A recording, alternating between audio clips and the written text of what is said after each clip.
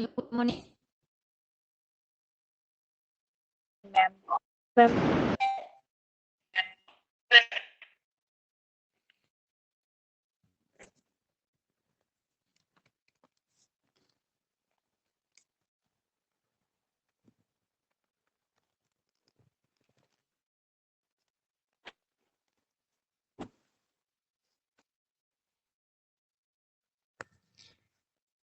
Good morning to everyone. So in the last lecture, we covered the points adrenal gland and their disorders, including the one gland that is the pancreatic islets. Okay, their anatomy and the physiology we discussed. Now we are going to move the disorders which is related to the pancreatic islet. Okay, now let's start.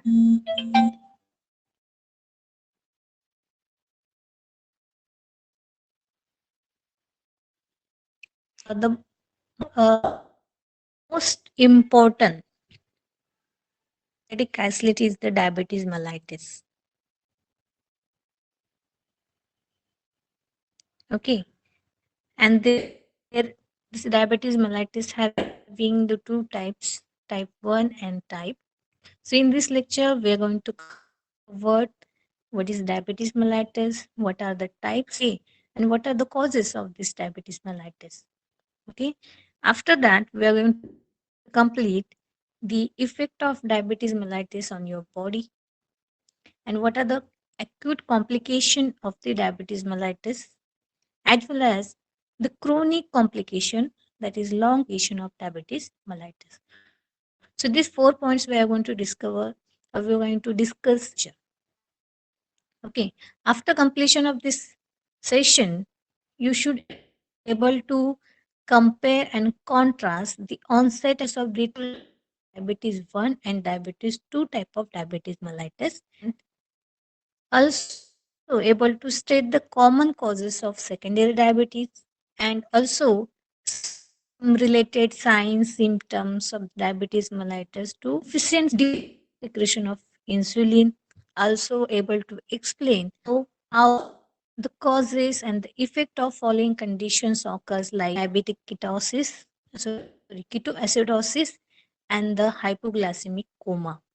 Okay, and also you should able to describe and explain the long-term complication of diabetes mellitus. Let's focus on the diabetes mellitus. What is mean of this diabetes?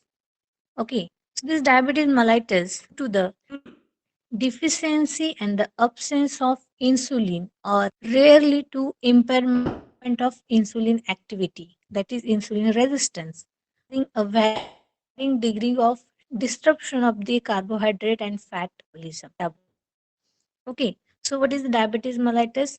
So in this diabetes case, the insulin activity is resist, otherwise there is absence or deficiency of insulin occurs.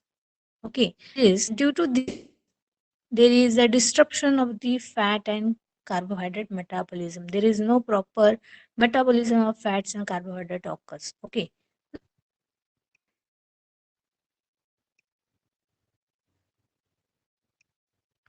so what is the definition? We already discussed. So there is a deficiency and absence and the impairment of activity. Okay, so these are the three main cause of the diabetes mellitus. Okay, diabetes mellitus का होतो एक तर तुमच्या बॉडीमध्ये इन्सुलिनची नाही किंवा इन्सुलिनच present नाहीये. Okay, किंवा इन्सुलिन आहे पण जे काम करायला पाहिजे ते करत नाहीये, इम्पेअरमेंट ऑफ इन्सुलिन ऍक्टिव्हिटी असेल. ओके, त्यावेळेस काय होणार आहे, डायबिटीज mellitus होऊ शकतो किंवा होतो. प्लस जर सपोज अशा प्रकारची डिफिशियन्सी असेल की तुमच्या बॉडीमध्ये किंवा इन्सुलिन प्रॉपर वर्क करत नाहीये, त्यावेळेस तुमच्या मीलमध्ये जे काही कार्बोहायड्रेट असतात त्याचे मेटाबॉलिझम होणार नाही. Okay, so this all things are collectively disturb the carbohydrate and metabolism. Okay, D म्हणजे काय तर डिफिशियन्सी, ए म्हणजे काय तर अब्सेन्स ऑफ इन्सुलिन आणि इम्पेअरमेंट ऑफ इन्सुलिन. हे जे तीन फॅक्टर्स आहेत ते एकत्र येऊन काय करतात किंवा त्यांचा कलेक्टिव्हली इफेक्ट काय होतो की जे कार्बोहायड्रेट आणि फॅट मेटाबॉलिझम ते होऊ देत नाही. Okay, so let's move to the types of diabetes mellitus. Definition तुम्हाला समजली की डायबिटीज मेलाइटिस काय आहे. आणि डायबिटीज मेलाइटिस जे मेन कॉज आहे त्याच्यामुळे तुमचे फॅट आणि कार्बोहायड्रेट मेटाबॉलिझम जे आहे ते प्रॉपरली होत नाही. बर, आता त्या डायबिटीज मेलाइटिसचे किती टाइप्स आहेत? There are the two types, type 1 and type 2 type. Okay. Now let's see the type 1. This type 1 diabetes mellitus is also called as the insulin dependent diabetes mellitus. Okay. काय म्हटलं जातं? तर insulin dependent diabetes mellitus. Okay.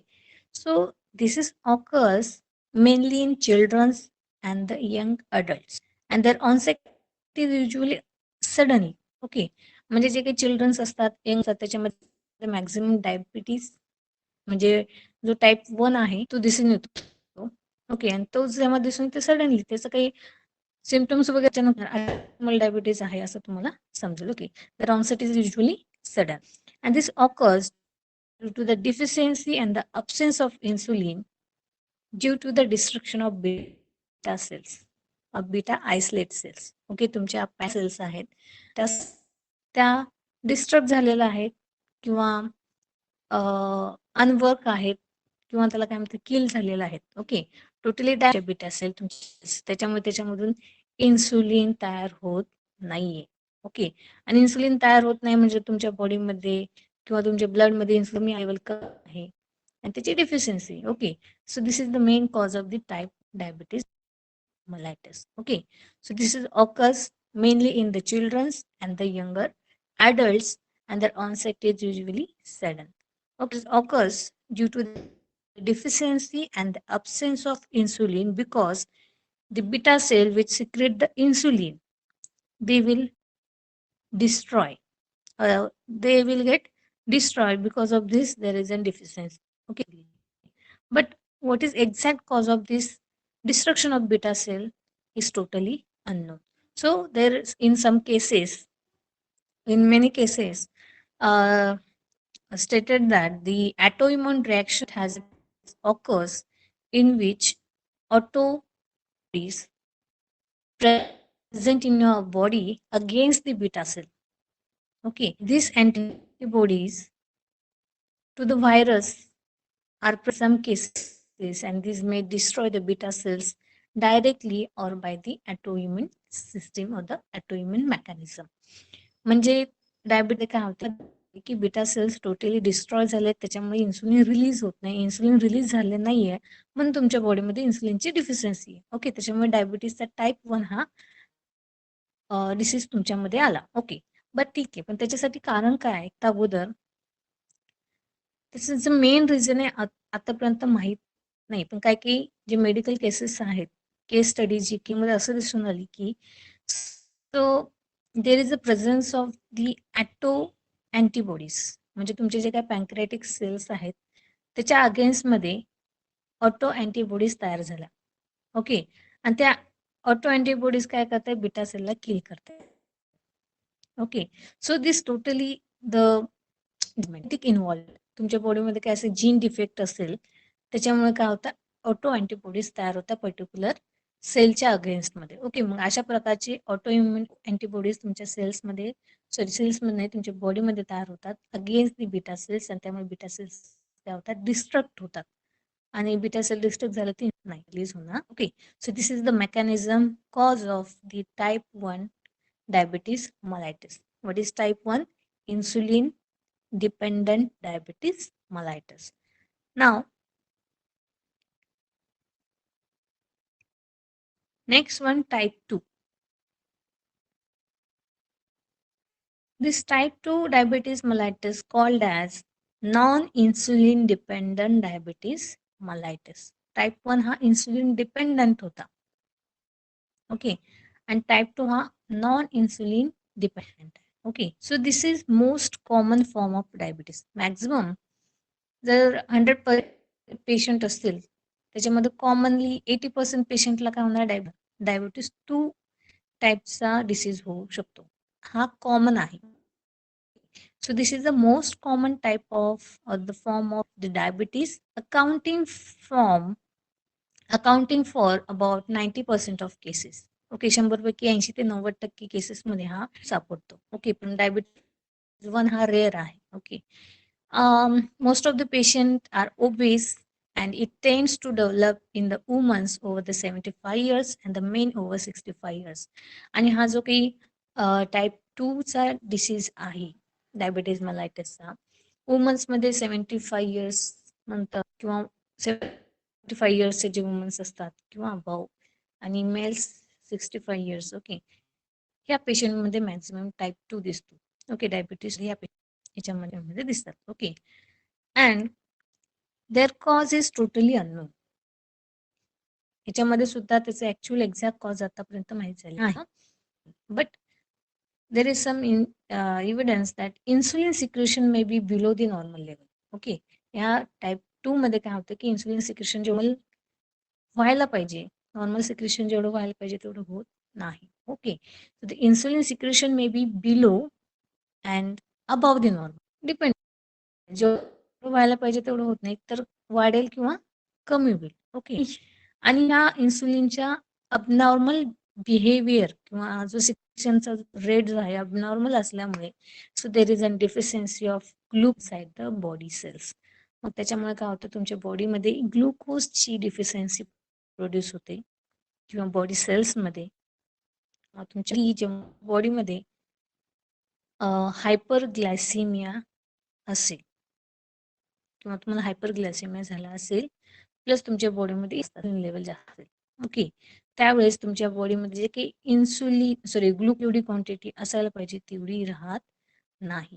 का बरं? This is to the changes in the cell membrane which block the which block the insulin assistant movement of glucose into the, that is insulin resistance. Okay, see here. So main cause of this diabetes 2 is the abnormal secretion of abnormal secretion from the beta cell.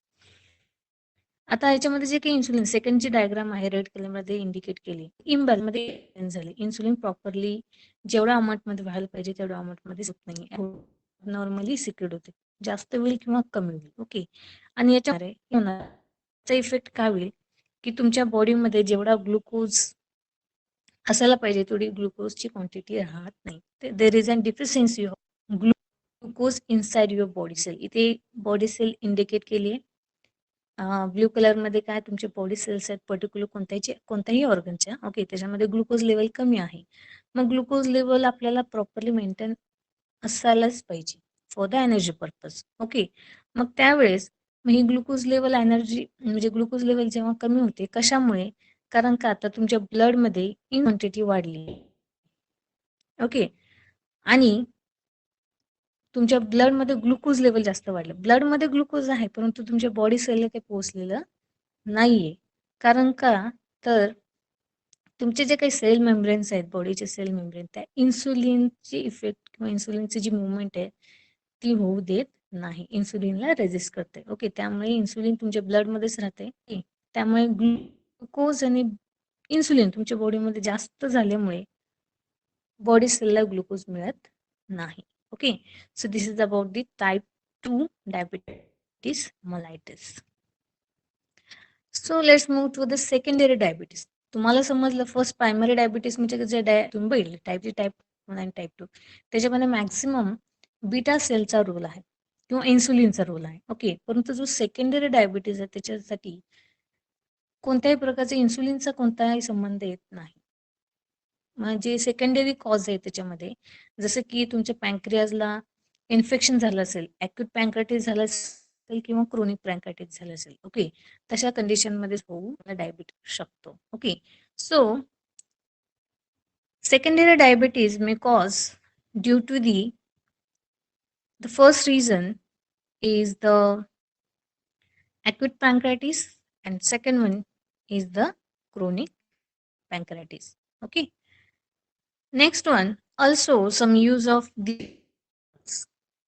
Okay, जर एखादा patient असेल किंवा काही drug therapeutic काही तर treatment चालू असेल, like corticosteroid, फिनाटाईन, थायाझाइड, diuretic, अशा प्रकारचे जे ड्रग, तो पेशंट ज्याला ऑलरेडी दुसरा कोणता तरी प्रॉब्लेम असेल, तो अशा प्रकारे ड्रग घेत असेल, ओके, त्याचा इनडायरेक्टली जर लॉंग टर्म साठी जर यूज केला अशा प्रकारचे ड्रग, त्याचं सेकंडरी डायबिटीज मध्ये काय होतं, किंवा सेकंडरी डायबिटीज होण्याचे चान्सेस आहेत. ओके, किंवा एखाद्या पेशंट किंवा असे कोणते पर्सन ज्याच्यामध्ये हायपर सिक्रेशन झालं असेल किंवा हार्म असेल, ओके, कशामुळे, तर जास्तीत जास्त सिक्रेशन झालं असेल ग्रोथ हार्मोनचं, थायरॉइड हार्मोनचं, किंवा cortisol hormones also along with the adrenaline. Okay, अशा प्रकारचा हार्मोनल डिस्टर्बन्स झाला असेल, त्यामुळे सुद्धा सेकंडरी डायबिटीज होतो. Okay, so the secondary to the others hormonal disturbance includes question of growth hormones, thyroid hormones, cortisols, and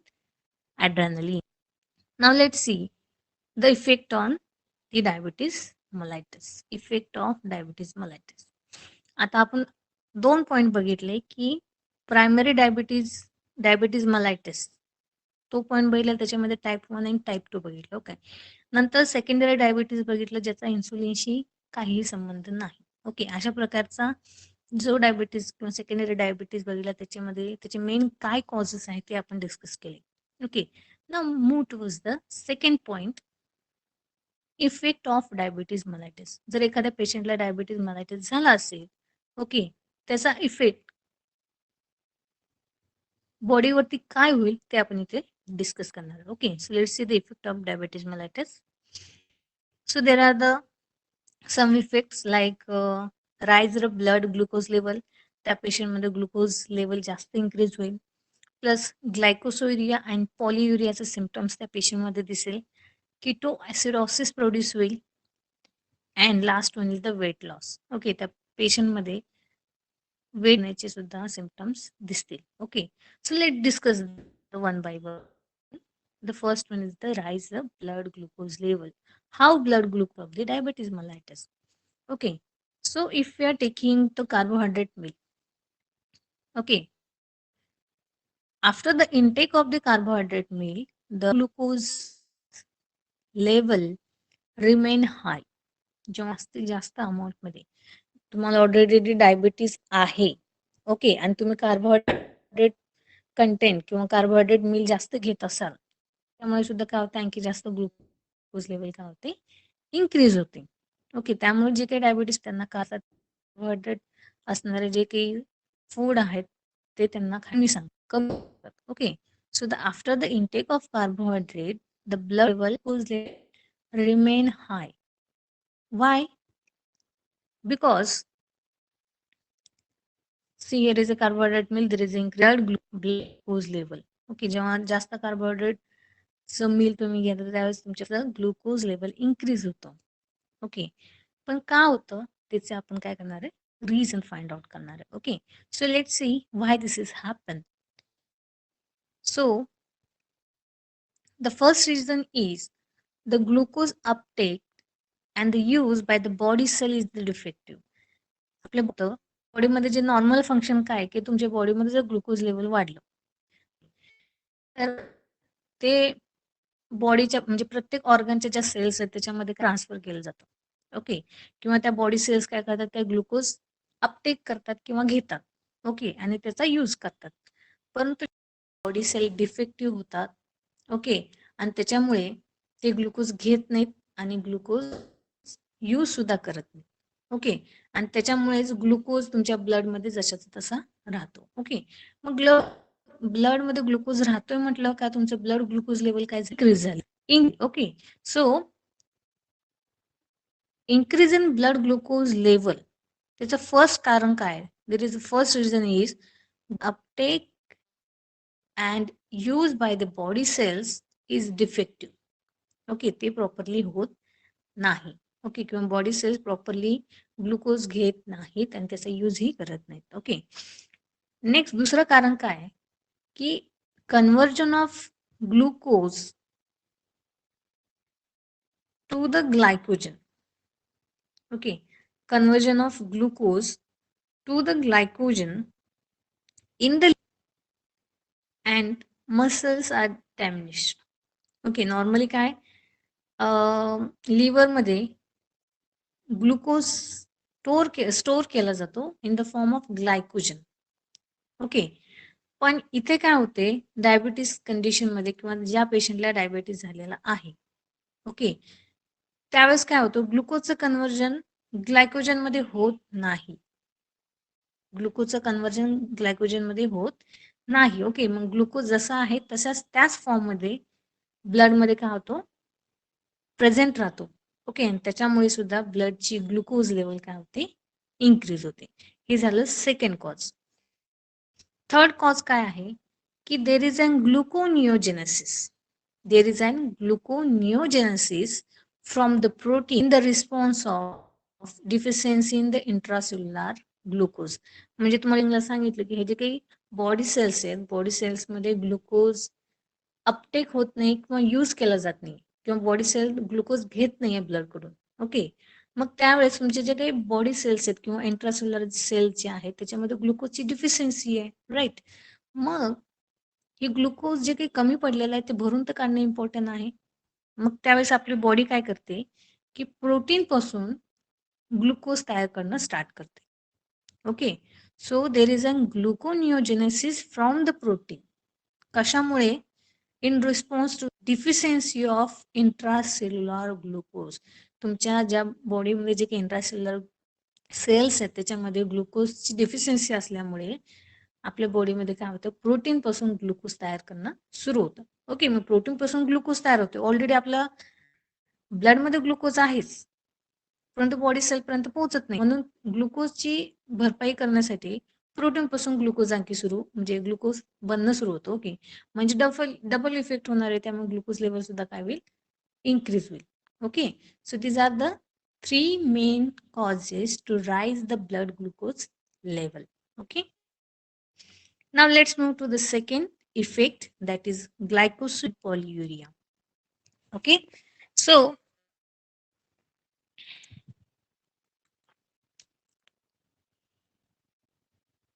let's focus on the glycosuria.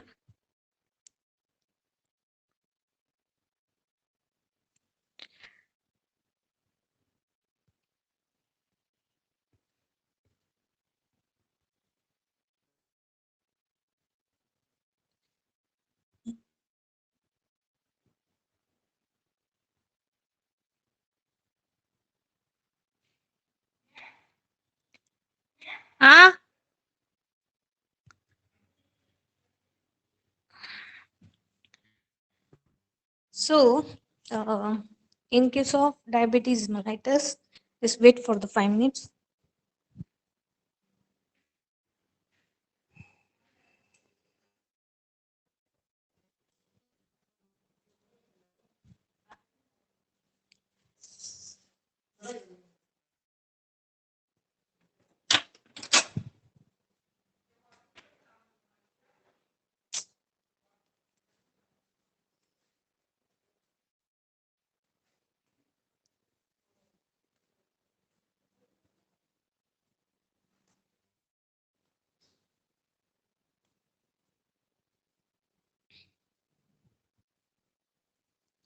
Okay. So in case of glycosuria and polyuria, the concentration of glucose in the glomerular filtrate same as in a blood. म्हणजे जो काही nephron region आहे, इथं blue diagram मध्ये indicate केलं तो nephron आहे. नेफ्रॉनचा जो बोमन्स कॅप्सूल आहे त्याच्यामध्ये काय होतं फिल्ट्रेशन ऑकर्स होतं. ओके, त्या फिल्ट्रेशन मध्ये जे काही फिल्ट्रेट फॉर्म होतं, ब्लडचं फिल्ट्रेशन केल्यानंतर ब्लडमध्ये जे काही अनवॉन्टेड सबस्टन्स आहे ते युरिन मध्ये काय केले जातात एक्सक्रेट आउट केले जातात. ओके, मग युरिन जो आहे किंवा युरिनच्या अगोदरचा जो फॉर्म आहे तो फिल्ट्रेट, त्याला काय म्हणतो ग्लोमेरुला फिल्ट्रेट. त्या फिल्ट्रेटमध्ये आणि ब्लडमध्ये ग्लुकोज लेवल काय सेम आहे. Okay, so the concentration of glucose in the glomerular filtrate is same as in a blood. Okay, पण in case of the diabetes, diabetes मध्ये काय होतं, although diabetes rises the renal threshold for the glucose, it is not for the it is not all reabsorbed by the tubules. मग तुमच्या blood मध्ये मला काय होतं फिल्ट्रेशन मध्ये, की तुमच्या बॉडीमध्ये जे काही एक्सेस झालेला आहे, मध्ये जे काही एक्सेस क्वांटिटी असेल कोणताही इलिमेंट असू द्या, तो एक्सक्रीट आउट केला जातो to maintain the homeostasis process. Okay. पण डायबिटीज मेलाइटिस मध्ये काय होतं, की जी ग्लुकोज लेवल वाढलेली आहे ती तुमच्या ट्युब्युल्स मध्ये रिअब्सॉर्ब केलं जात नाही. म्हणजे नॉर्मल ते ग्लुकोज ब्लड मधलं युरिन मध्ये जायला पाहिजे. ओके. ते तसं होत नाही. Okay. So it is not all reabsorb by the tubule. म्हणजे जे ग्लुकोज आहे ते ट्युब्युल्स म्हणजे कोणते, PCT, DCT, loop of Henle, SCT, okay, कॉनोलिटिक ट्युब्युल्स, त्याच्यामध्ये रिअब्सॉर्ब होत नाही. ओके. आणि त्याच्यामुळे ब्लड मध्ये ग्लुकोज लेवल काय राहतं, ब्लड मध्ये म्हणण्यापेक्षा ते फिल्ट्रेट मध्ये काय राहतं, ग्लुकोज लेवल किंवा ग्लुकोजची क्वांटिटी वाढलेली दिसते. Okay. The remaining glucose in the filtrate rises the osmotic pressure. मग त्यामुळे काय होणार आहे, की जे काही ग्लुकोज लेवल आहे, जिथे पिंक कलर मध्ये इंडिकेट केलंय नेफ्रॉन बोमन्स कॅप्सूल मध्ये, तिथे काय होतं, ग्लुकोज होत राहतं. मग ग्लुकोजची क्वांटिटी फिल्ट्रेट मध्ये इन्क्रीज झाल्यामुळे क्रिएट प्रेशर काय होतं. Okay. So there is an increase in the osmotic pressure due to the glucose present in the filtrate. Okay. आणि त्याच्यामुळेच वॉटर अब्सॉर्प्शन इज रिड्यूस, आणि त्याचा अल्टिमेटली इफेक्ट काय होतो, वॉटर म्हणजे फिल्टरेट मध्ये काय असतं, वॉटर असतं. ओके. आणि जे वॉटर जे एक्सेस झालेलं आहे आपल्या फिल्ट्रेट मध्ये ते ब्लड मध्ये जात नाही. ओके. मग वॉटर ॲब्झॉर्प्शन सुद्धा काय होतं, रिड्यूस होतं. ओके. आणि क्वांटिटी तुमच्या फिल्टरेट मध्ये जास्त होते. ओके. मग जेवढी वॉटर क्वांटिटी जास्त असणार आहे तर युरिन व्हॉल्यूम सुद्धा काय होईल, इन्क्रीज होईल. ओके. म्हणजेच त्याला काय म्हणायचं, पॉलियुरिया. ओके. आणि त्या युरिन मध्ये ग्लुकोज आहे. ओके. त्याला काय म्हणायचं, glucosuria. Okay. This is the effect or how this glycosuria and polyuria is formed. We now completed. Understand this point, because glycosuria and polyuria things are different. Glycosuria means presence of the glucose in the urine, as called glycosuria, and polyuria means increase in volume of the called as polyuria. Okay. So आता जर पॉलियुरिया झालं असेल, okay, काय झालं आता, त्या patient मध्ये पॉलियुरिया झाला. पॉलियुरिया म्हणजे काय, आता फिल्ट्रेट मध्ये वॉटर क्वांटिटी वाढली, म्हटलं आपल्या जे किडनीचं किंवा नेफ्रॉनचं काय काम आहे, प्रोडक्शन ऑफ द युरिन आणि excretion through out the body. Okay. मग एक्सक्रिशन ज्यावेळेस होतं, ओके, कशाचं, युरिनचं, त्याच्यामध्ये काय होणार आहे, तर एक्सेस अमाऊंट मध्ये इलेक्ट्रोलाइट लॉस होतील. वॉटर सोबत इलेक्ट्रोलाइट सुद्धा काय असतात, प्रेझेंट असतात, आणि इलेक्ट्रोलाइट वॉटर सोबत काय होतात, लॉस होतात. Okay. So this may leads to cause the imbalance of electrolytes and excretion of urine of high specific gravity, and due to the polyuria leads to hypovolemia and extreme thirst as well as polydipsia. आता पॉलियुरियामुळे काय झालं, urine volume increase झाला. Okay. Urine increase झाल्यामुळे काय झालं, त्या कंडिशनला आपण काय म्हणलं, पॉलियुरिया असं म्हटलं आहे. ओके. मग पॉलियुरिया क्रिएट झाल्यामुळे किंवा जास्तीत जास्त व्हॉल्यूम इन्क्रीज झाल्यामुळे किडनीमधून काय होतं, युरिन बाहेर टाकलं जातं. ओके. कारण ऑस्मोटिक प्रेशर वाढलेलं आहे, ते कमी करण्यासाठी युरिन आपल्या बॉडीच्या थ्रू बाहेर टाकलं जातं. ओके. आणि त्यावेळेस आपल्या ब्लड मधलं वॉटर लेवल कमी होत जाते. ब्लड मधले काय होते, वॉटर लेवल कमी होत जाते. ओके. आणि त्याच्यामुळे तुम्हाला थ्रस्ट किंवा तहान लागल्याची फिलिंग येते. ओके. इलेक्ट्रोलाइट इम्बॅलन्स होणार आहे. वॉटर लॉस झाल्यामुळे इलेक्ट्रोलाइट्स पण निघून जातील. इलेक्ट्रोलाइट बॅलन्स होईल. प्लस हायपोव्होलिमिया म्हणजे काय, तर तुमचे युरिन मधले जे काही व्हॉल्यूम आहे, वॉटर व्हॉल्यूम जे आहे ते कमी होईल. त्याला हायपोव्होलिमिया म्हणायचं. ब्लडमध्ये प्लस आपल्या नेफ्रॉनमध्ये. ओके. तर हायपोव्होलिमिया प्रोड्यूस होईल आणि हायपोव्होलिमियामुळे काय होणार आहे, एक्स्ट्रीम थ्रस्ट अँड पॉलिडिप्सिया प्रोड्यूस होईल. पॉलिडिप्सिया म्हणजे काय, तर सेन्सेशन ऑफ थ्रस्ट. ओके. म्हणजे तुम्हाला तहान लागल्याची फिलिंग येईल किंवा खूप जास्त तहान लागेल. ओके. अशा प्रकारचा इफेक्ट हायपोव्होलिमियामुळे होईल. आणि हायपोव्होलिमियामुळे काय झालं की कोणत्या कंडिशनमुळे झालं, तर पॉलियुरियामुळे हायपोव्होलिमिया प्रोड्यूस झालं. Okay. So this is about the polyuria and glycosuria. Okay, now let's move to the next one, weight loss. Previously we completed 2 points. Okay. Complication or the effect of diabetes mellitus on the increase the blood glucose level. First point बघितला, second ग्लायकोसुरिया आणि पॉलियुरिया बघितला. आता third जो point आहे तो म्हणजे weight loss. आता जो डायबिटीस पेशंट आहे त्यांच्यामध्ये वेट लॉस कसा होतो. Okay. So in diabetes case, the cells fails to metabolize the glucose in the normal manner, resulting in the weight loss.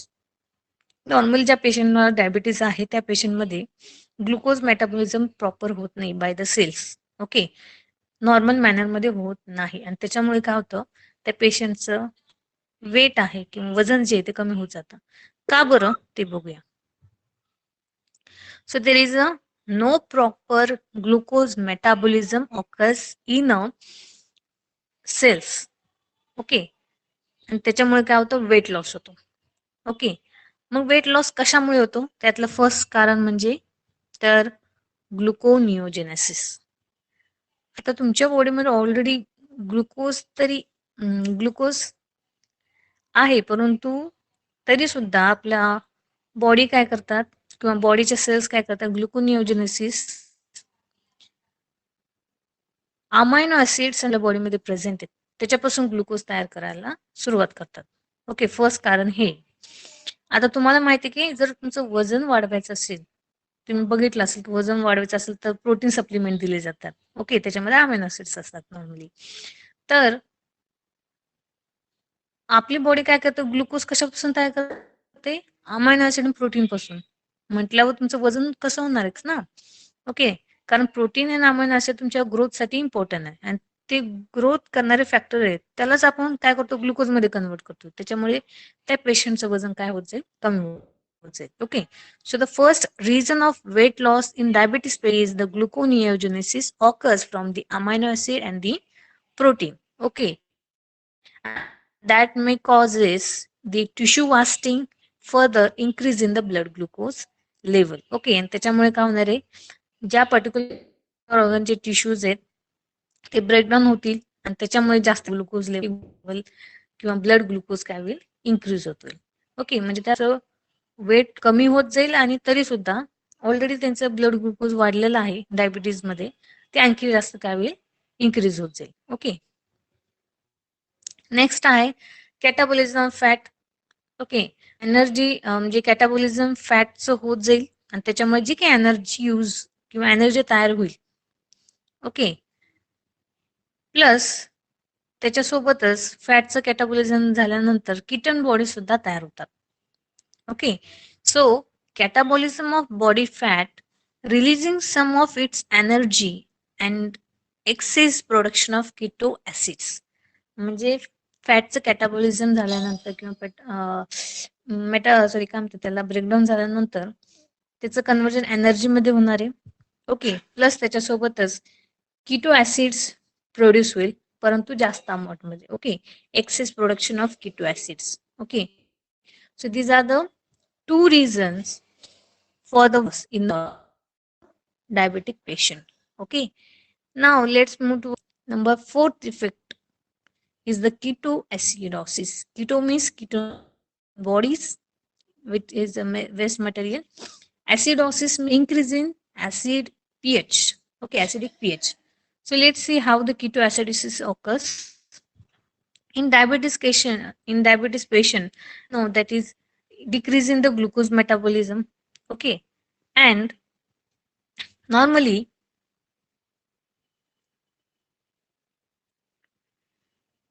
mm, just wait. So, ketoacidosis. This is due to the accumulation of intermediate metabolite, that is acetyl coenzyme A.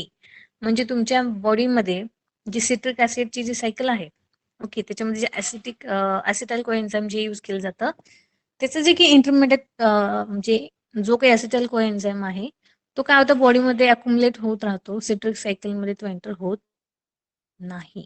Okay, का होत नाही?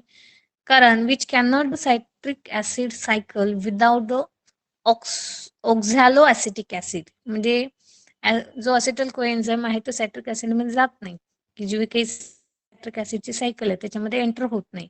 कारण त्याच्यासोबत compulsory काय पाहिजे, ऑक्झॅलो acetic acid असेल तेव्हाच ते काय होतं, सायट्रिक ऍसिड सायकल जी आहे त्याच्यामध्ये एंटर होतं.